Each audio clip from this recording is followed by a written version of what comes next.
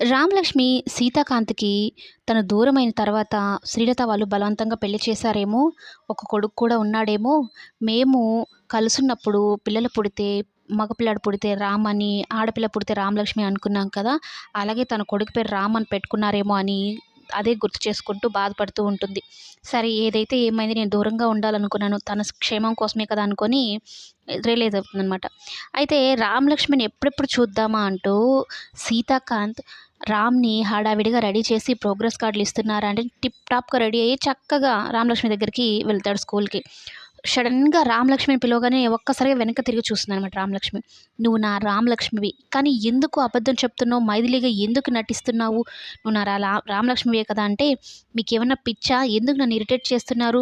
రామలక్ష్మి, రామలక్ష్మి అని ఆ రామలక్ష్మి ఎవరో నాకు తెలీదు. నేను మైథిలి ఎప్పటికీ మైథిలినే" అనైతే చెప్పి వెళ్ళిపోతూ ఉంటుందనమాట. మరి నువ్వు రామలక్ష్మి కానప్పుడు ఎందుకు తిరిగి చూసావు అంటే, మీరు పదే పదే రామలక్ష్మిని పిలిచి నన్ను ఇరిటేట్ చేస్తున్నారని చెప్పి చూసానని చెప్తుంది. ఇంతలో రామ్ వచ్చి, "ఏంటి నాన్న నువ్వు ఆవిడ వెనకాల పెడుతున్నావు. నాకు నచ్చలేదు ఆమె నిన్ను కొట్టింది కదా!" అంటే, "ఆమె కొట్టినా కూడా చాలా హాయిగా ఉంటుంది నాన్న. అసలు ఆమె వెనకాల ఎందుకు పడుతున్నావు నాన్న నువ్వంటే మనకు కావాల్సిన మనుషులే.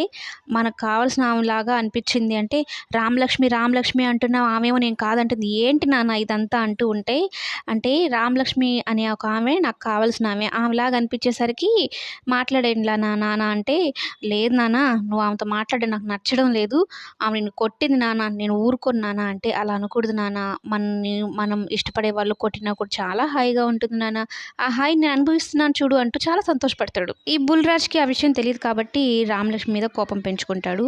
ఇక రామలక్ష్మి ఏమో సీతాకాంత్‌కి పెళ్ళైపోయి రామ్ తన కొడుకు అన్నట్టు ఫీల్ అయిపోయి ఇంకా దూరంగా ఉండాలని నిర్ణయించుకుంటాడు.